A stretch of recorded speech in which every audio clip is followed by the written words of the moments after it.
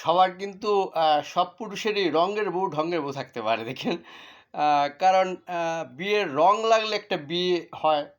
বিয়ের রং লাগছে তাহলে একটা বিয়ে সবার হইছে না দেখেন। আবার বিয়ের ঢঙ্গের একটা বউ আছে না? তাইলে ঢঙ্গের বউ হইলে বউকে যে ভালোবাসে তার স্বামীও আছে। তাহলে স্বামীও ঢঙ্গেরই। হ্যাঁ? এই আরকি সাবজেক্টটা।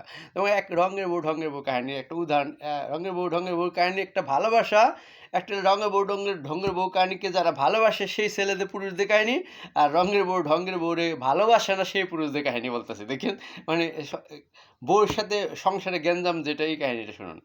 মনে করেন যে আপনি রঙের বউ, ১ম এ রঙের বউর ভালোবাসার কাহিনী শুনুন। মনে করেন যে আপনি বাহিরে গেছেন, সন্ধ্যার সময় ঘরে ফিরে আসছেন। ঘরে ফিরছেন পরে ঘরে আইসেই মনে করেন যে বউরে জ্বালা যন্ত্রণা না করে দায়িত্ব মনে করেন নিজের যেহেতু রঙের বউরে আপনি ভালোবাসেন তাইলে আপনি বউরে জ্বালাইবেন না। করবেন কি ঘরে লাইট দেওয়া আছে কিনা, টাসকে লাইটটা হাঙ্গাইলেন।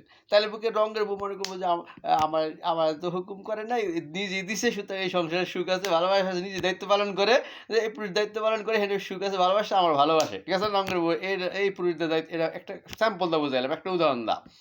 আবার মনে করেন যে ঢঙ্গের বউর সাথে ভালোবাসা কোনটা জানেন? ঢঙ্গের বউর সাথে ভালোবাসা মনে করেন যে অ্যা কম্বলে ঘুমায়ে রইছেন, মনে করেন যে স্বামী-স্ত্রী ঘুমায়ে রইছেন। কিন্তু একটা ফ্যান চলতেছে, একটা লাইট চলতেছে মনে করেন। কিন্তু মনে করেন যে অফ করতে হবে।